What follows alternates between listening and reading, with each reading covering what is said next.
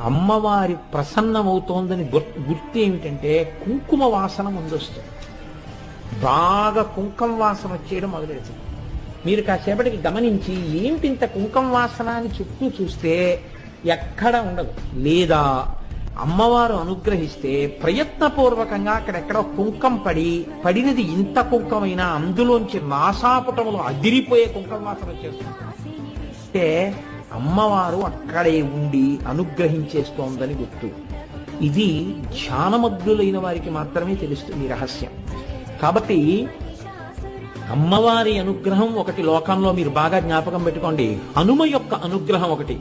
ఈ రెండు చాలా తొందరగా వచ్చేస్తాయండి, చాలా తొందరగా కనపడతాయి. ఎక్కువ సమయం పట్టదు, చాలా తొందరగా అమ్మవారు అనుగ్రహించేస్తుంది. తల్లే అమ్మ